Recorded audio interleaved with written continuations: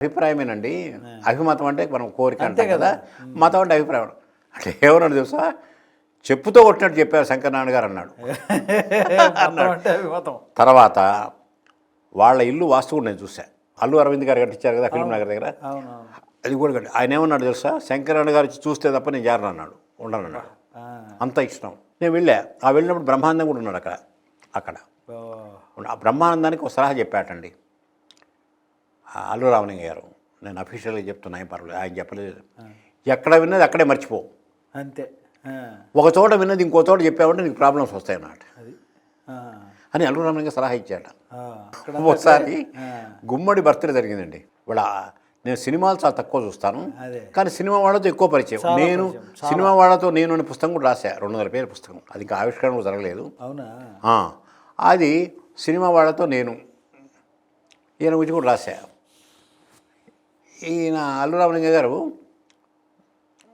మీరు కట్నం ఎంత ఇచ్చారు చిరంజీవికి అని అడిగా. ₹1 కూడా ఇవ్వలేదు అన్నాడు. అంతే. ఒకసారి ఆయన ఇంటర్వ్యూ చేయడానికి వెళ్తే ఆ టైంకి మంచి వర్షంలో వెళ్ళా. నాకేం వెహికల్స్ ఇప్పటికీ కూడా లేదు, వెహికల్ లేదు.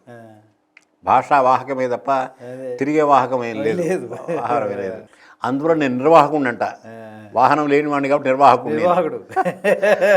అందువల్ల అప్పుడు నేను కొత్త టవల్ శంకరనారాయణ గారు వస్తున్నారు, కొత్త టవల్ ఇవ్వని భార్యకు చెప్పాడు కనకరత్నం గారు. ఆమె కొత్త టవల్ ఇచ్చింది. కొత్త టవలే ఇచ్చిందా అని అడిగాడు నన్ను వచ్చి. అంటే తడిచి వస్తాడు. ఆ తర్వాత ఇందాక చెప్తున్నా గుమ్మడి బర్త్డే జరిగిందండి. ఈ గుమ్మడికి అల్లు రామలింగ, కాంతారావు గారికి, అక్కినే నాగేశ్వరరావు గారికి బాగా ఇష్టం అందరికంటే. నేనంటే నన్ను ఇష్టపడేవాళ్ళు. అల్లు రామలింగ గారు గుమ్మడి బర్త్డేకి వచ్చారు. నాకు మందు అలవాట్లేదు, సిగరెట్ అలవాట్లేదు, ఇవేవి లేవు నాకు. గుమ్మడి గారు నాకు కూల్ డ్రింక్ తెప్పించారు. మనం అల్లు రామలింగ గారు మందు కొట్టి సీరియస్గా అన్నాడు, శంకరనారాయణ గారు నేను చేసే యాక్షన్ కన్నా మీ శతావధానం గొప్పదన్నాడు. అంటే హాస్యావధానం అనబోయి శతావధానం అన్నాడు. అందుకని మందు గురించి పిల్లల మీద శబ్దం ఈ మాట అన్నాడు. తర్వాత ఆయన ఇంట్లో, ఫిల్మ్ నగర్లో ఇంట్లో అల్లు అరవింద్ గారు ప్రత్యేకించి కట్టించారు ఆయన కోసం.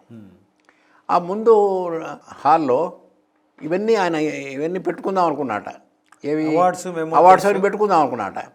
అంటే పెట్టుకుంటే షో దెబ్బతింటుందని చిరంజీవి, అరవింద్ గారు అన్నారట. వాళ్ళకేం తెలుసు, ఎంత కష్టపడి సంపాదించుకున్నాను, పెట్టినవారు వీళ్ళు. ఇలాంటివన్నీ కూడా నాతో చెప్తుండేవాడు.